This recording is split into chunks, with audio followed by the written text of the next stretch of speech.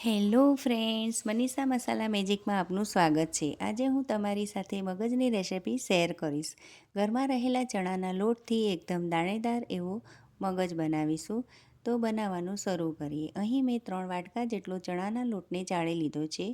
હવે તેમાં અડધી વાટકી જેટલું થોડું ગરમ દૂધ આ રીતે ઉમેરીશું. ત્યારબાદ અડધી વાટકી જેટલું સહેજ ગરમ એવું દેશી ઘી ઉમેરીને બધું બરાબર આ રીતે મિક્સ કરીને લોટને એક સાઈડમાં ભેગો કરી લઈશું અને 5થી 7 મિનિટ સુધી લોટને રેસ્ટ કરવા રાખી દઈશું.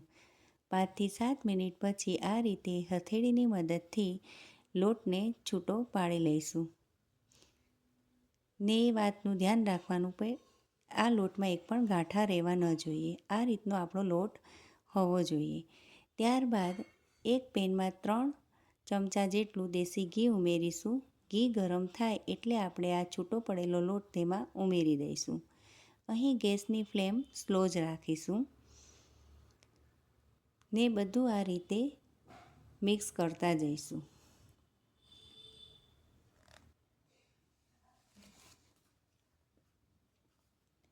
આ રીતે સતત આપણે હલાવતા રહીશું. 15 મિનિટ પછી લોટનો કલર થોડો આ રીતનો થશે. ફરીથી આપણે તેને હલાવતા રહીશું. 25 મિનિટ પછી આ રીતે લોટમાંથી ઘી છૂટું પડી જશે અને આ મિશ્રણ હલાવવામાં પણ એકદમ હલકું થઈ જશે ને તેનો કલર આ રીતનો થશે. પણ હજુ પણ આપણે તેને ધીમા ગેસે હલાવતા જ રહીશું. કુલ મળીને 40 મિનિટ પછી આ રીતનો લોટનો કલર થાય એટલે આપણો આ મગજ શેકીને તૈયાર થઈ ગયો છે.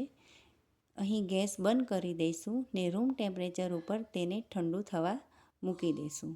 ત્યારબાદ 8થી 10 નંગ જેટલી બદામના કટકા આપણે તેમાં ઉમેરી દઈશું. આ રીતે આંગળીથી ચેક કરી લઈશું. મિશ્રણ એકદમ ઠંડુ હોય ત્યારે જ આપણે આ દળેલી ખાંડ તેમાં ઉમેરી લઈશું. અહીં મેં 1 વાટકા જેટલી દળેલી ખાંડ લીધી હતી. ત્યારબાદ એક થાળીમાં આ રીતે દેશી ઘી ઉમેરીને આપણે ગ્રીસ કરી લઈશું થાળીને ને બધું મિશ્રણ તેમાં ઉમેરી લઈશું. બધો મગજ આ રીતે ઉમેરાઈ જાય એટલે આ રીતે આપણે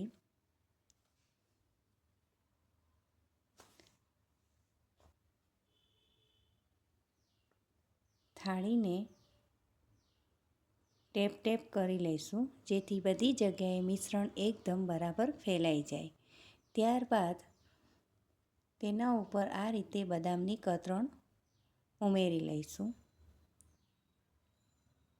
બધી કતરણ આ રીતે ઉમેરાઈ જાય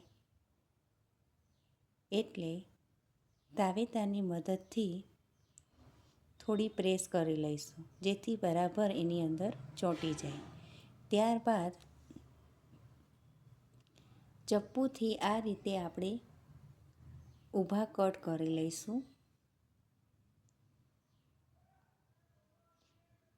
થાળી ફેરવીને બીજી જગ્યાએ પણ આ રીતે કટ કરી લઈશું જેથી આપણને સ્ક્વેર શેપ આ રીતે મળી રહેશે.